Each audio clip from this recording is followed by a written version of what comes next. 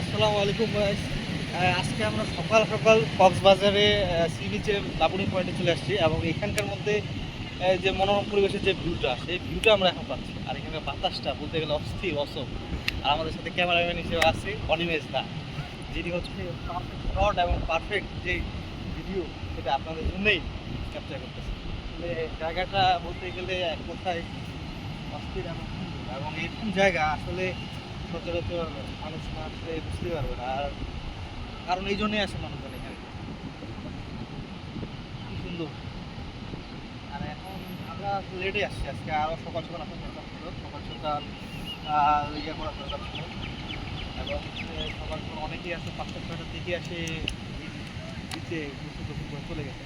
আর আমরা এই যে কেস প্যান্ট পরে ঘুম থেকে উঠতে আমাদের দেরি হয়ে গেছে। কালকে আমরা পৌঁছেছি হচ্ছে রাত 2টা, আড়াইটা 3টা। তো এইরকম টাইমের মধ্যে পৌঁছায় ঘুম থেকে উঠে সকালে আসা। তারপর আমরা আসছি, এখন আমরা আসি দেখি যে বিচে আমরা যেই টাইমে আসতেছি ওই টাইমে অনেকে বিচ থেকে গোসল করে চলে যাচ্ছে। আসলে এই হলো ব্যাপারটা। তারপর বিচ অনেকটা এখন ঠান্ডা ঠান্ডা, এখন এখনো অনেকে আসতেছে, শুধু আমরা না।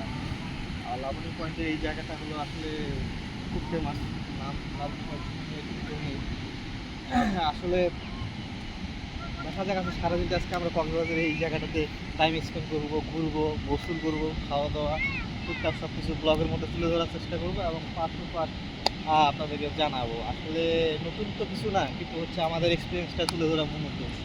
কারণ হলো কক্সবাজারে অনেকেই আসছে ঘুরছে বেশ, কিন্তু আমাদের সাথে যে এক্সপিরিয়েন্সগুলো হবে সেই এক্সপিরিয়েন্সগুলো আমরা এখানে শেয়ার করবো, যাতে আপনারাও কিছু ভালো কিছু দেখতে পারেন। আর আসলে এখানে বেশ অনেক কিছুই আছে। ক্যামেরাম্যানরা একটু আমাদের কাছে আসছিল ছবি তুলে দেওয়ার জন্য। আসলে এগুলোতে যাওয়া উচিত না, এগুলো এক প্রকারটা এখন ছবি তুলে বেশি টাকা চার্জ করে কাটতে হবে পর্যটকদের কাছে। এই ধরনের এরিয়াতে না যায় ভালো, যেহেতু সবার কাছে এখন ভালো ভালো ক্যামেরা আছে, ফোন আছে, এগুলো দিয়ে বেটার। এটিভি আছে, ওই যে যেগুলো বিচের মধ্যে গাড়ি দিয়ে ঘুরে সেগুলো আছে, সেগুলো নিতে পারেন। ওই যে দূরে দেখা যাচ্ছে, তো এই টিভিগুলো যদি নেই 200 টাকা করে নেয়। তার আগে আমি ইয়াতে চলছিলাম, কুয়াকাটার উপাসে চলছিলাম, 200 টাকা করে ছিল। এখানে কত করে নেয় জানি না, কিন্তু ওগুলো হচ্ছে এক প্রকার যখন রাশ থাকে তখন বেশি দাম চায়, আর যখন ফাঁকা ঘুরে বেড়ায় তখন অবশ্য অল্প টাকায় পাওয়া যায়। আর ভাড়াও আছে। আর এখানটার মধ্যে গেলে সব কিছুই পাবেন এই জায়গাটাতে, যা যা লাগে। হ্যাঁ, চলে আসুন কাছাকাছি আমরা আসলে ভিউটা দেখাই আমরা।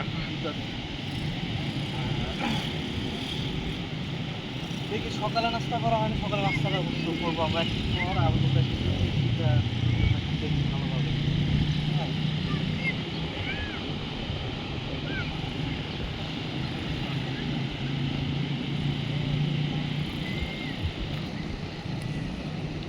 ঘরের মধ্যে করে দেখি মন্দাসিরা মানুষজন কেন চলতে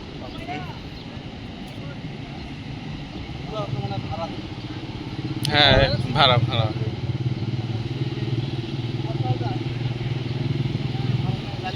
দাম দূর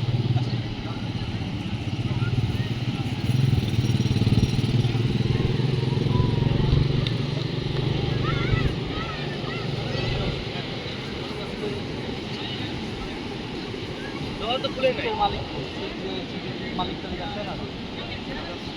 সেই না, রোদ নাই, একটা ভালো হবে আর কি।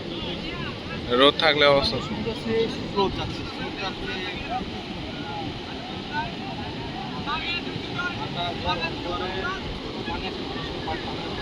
পানি কিন্তু কমে গেছে, বিকাল টাইমে পানি